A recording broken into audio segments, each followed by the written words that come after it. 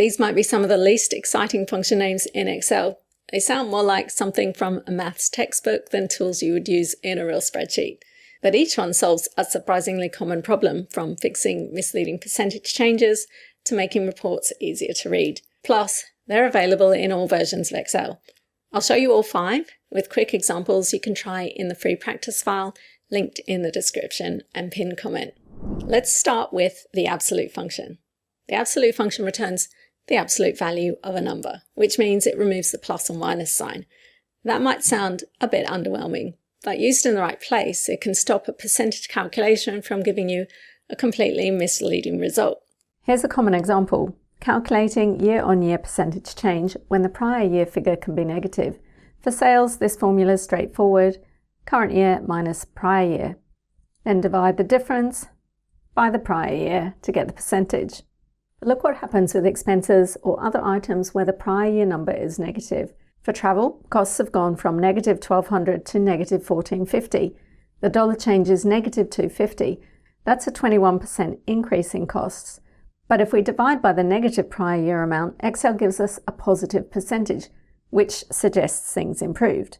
So, wrapping the prior year number in the absolute function keeps the denominator positive, so the sign on the change for travel now correctly shows an adverse year-on-year percentage change. Likewise for software. And office costs has a cost reduction going from $600 to only $540, which is a positive 10% change. The absolute function is also useful when you only care about the size of a difference, not whether it's positive or negative. For example, here we're checking supplier invoices against their purchase orders. The business allows invoices to vary by up to 10% either way before they need to be reviewed. First, we calculate the difference between the invoice amount and the purchase order. That tells us whether the invoice is higher or lower. But for the tolerance check, the direction doesn't matter. An invoice that's 10% higher than the purchase order and one that's 10% lower should both be flagged. So instead of testing whether the variance is greater than 10% or less than 10% negative, we can use the absolute function to turn both into a positive percentage. Now we can check if they're less than or equal to the purchase order amount times 0.1. If they are, then it's okay, it's within our tolerance. Otherwise, we're going to check it. And we can see there's only one invoice that's okay. The other 2 are outside our 10% tolerance. That's much cleaner than writing 2 separate tests for invoices that are too high and invoices that are too low. Now, absolute function was useful because we wanted to ignore the sign and focus on the size of a number. Sign, on the other hand, takes any number and returns just 3 possible results. A positive number returns 1, a negative number returns -1, and 0 returns 0. That may not sound very useful on its own, but it becomes surprisingly powerful when you need to test more than one condition at once. Here I want to calculate the total sales for any book that either sold more than 100 units or cost more than $20. To do that, we can use sum product, which multiplies arrays together and then adds the results. Our first logical test is whether the units are greater than 100. And when we perform a math operation on a logical test, Excel treats true as 1 and false as 0. So those tests act like switches that include or exclude each row. And that's what we need. So you might think we can just add the next criteria, which is where price is greater than 20. But look at sci-fi. It's sold more than 100 units and costs more than 20, so both conditions are true. And when we add them together, Excel returns 2. And if we use this with sum product, we're going to multiply the units and the price by the criteria. We end up double counting the sci-fi category. And that's where sign comes in. We can wrap our logical tests in sign. We'll add another set of parentheses. Sign converts both 1 and 2 into 1. So every qualifying book is now included only once, no matter how many of the criteria it meets.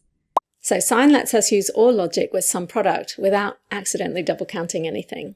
Next, the repeat function, which does something that sounds almost too basic. It repeats a piece of text as many times as you tell it. Give it a character and a number, and it returns the character repeated that number of times. That's the whole function. The clever part is what you pointed at. Here we've got sales by region. We could create a chart, but sometimes you just want a simple visual right beside the numbers. So we'll use repeat. We give repeat some text. I'm going to use the block character, And of course, because it's text, we wrap it in double quotes. How many times are we repeating it? The number of sales. And now you've got tiny charts living inside the cells that will adapt as your values change. Now you'll find the block character on the Insert tab and then Symbol. In the dialog box here under Fonts, you want Arial. And in the subset, you want Geometric Shapes. And there it is. Now it's not limited to the block shape. You can use repeat with any character, including these shaded blocks or stars for different effects. Like you see here. Click on the card at the top of the video if you want to learn how to build this dashboard. I've made a full video just on it, and the link is also in the description if you want to dig into it after this. Next up, the TRUNC function. TRUNC solves a different kind of problem, removing decimals without letting Excel round the number up or down. For example, say you need to split price into its whole dollar amount and the cents left over. With a price of $19.95, TRUNC returns 19. It simply cuts off the decimal portion to give us a whole number. And then in the cents, we take the price minus the truncated value to get 95 cents. Now you might be thinking int does that as well, and it does, but look at the negative value. This could be a customer refund or a credit for $150.50. TRUNC returns negative 150 with negative 50 cents left over, and the two parts still add back up to the original amount. Int, on the other hand, always rounds down, so it returns negative 151, and that's the key difference. Int rounds down while TRUNC simply removes the decimals and moves towards 0. For positive values, they give you the same answer, but when negative values are possible, TRUNC gives you the whole number portion without making the amount more negative. TRUNC is also useful anytime you need to know how many complete items you can afford, pack, schedule, or allocate. When you divide the budget by the unit cost, Excel gives you 6.33 for the first item, but you can't buy a third of a license, for example, and that's where TRUNC is handy.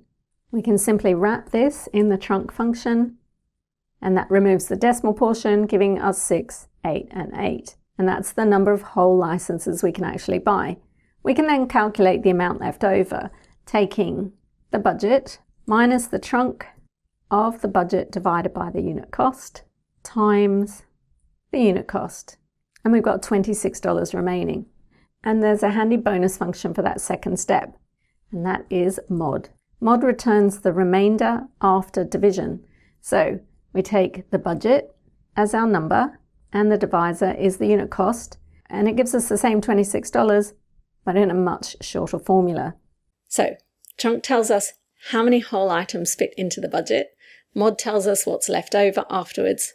This same pattern works for complete boxes from a shipment, full teams from a list of people, or whole weeks in a project schedule. Now, Mod has loads more uses up its sleeve, and I've made a full video just on it here, and the link's in the description if you want to see everything else it can do. While TRUNC and Mod help us break numbers into useful pieces, the cell function does something completely different. Instead of returning a calculation, the cell function lets you ask Excel a question about the cell itself. For example, you type in cell, you get a list of different information types. Let's look at the address.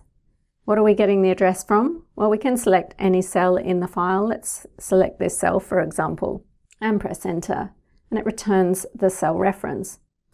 I can also ask cell to tell me what type of content it contains. So we want type, and we'll choose the same cell. It returns V. That's V for value. It could also return L for text label or B if the cell was blank. Let's look at contents. Choose it from the list, tab to insert it. You can select any cell, but we'll stay consistent with this one. And we get the value 42. And those are useful to know, but here's where cell gets much more practical. At the top of a report, it's often helpful to display the name of the current worksheet. That way, when you duplicate a monthly report tab or rename it, the heading updates automatically. And this formula pulls in the current sheet name. It looks complicated, but the idea is pretty straightforward. Let's step through it in this cell here. We start with the mid function, which extracts just the text we want from the file name that we're going to extract with cell. We want the file name, comma. It can be of any cell. Let's choose cell A1. And this is going to return the full location of the workbook, including the workbook name and current worksheet name at the end. It looks something like this. But we don't need the whole path. We only want the text after the closing square bracket. So we'll use find to find the closing square bracket, comma, where are we finding it? Well, we have to use cell again to give it the file name. For cell A1, close parentheses on cell, and close find. This is going to give mid the start number of the text string that we want to extract. We don't want to start at the square bracket, we want to start one character after the square bracket. That's going to give us the start number, then mid wants to know how many characters to return. In here we can put 31, and that's because Excel sheet names can only be up to 31 characters, so 31 here will ensure even the longest sheet names are displayed. Press enter, and you can see it returns the sheet name. Let's rename it cell function.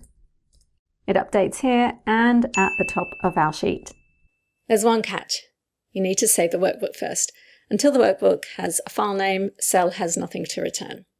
And that's the thing about these 5. On their own, they're small, but the moment you start combining them, like we just did with mid, cell, and find, you start to see that the real power in Excel isn't any single function. It's knowing which ones to reach for and how to fit them together. And that's exactly what my Advanced Excel Formulas course is built to do. It takes you from writing long, messy formulas you're never quite sure about, to building clean, confident ones you can actually trust. There are practice questions after every lesson, so it actually sticks, support from me personally, a certificate at the end for your resume, and a 30-day money-back guarantee, so there's no risk in giving it a go. The link's in the description and pinned comment. Now, every function we covered today has been hiding in Excel for years, but there are a whole wave of new functions that are changing how people work, and I walk you through 15 of the best in this video here, each with a quick example you can try yourself. I'll see you there.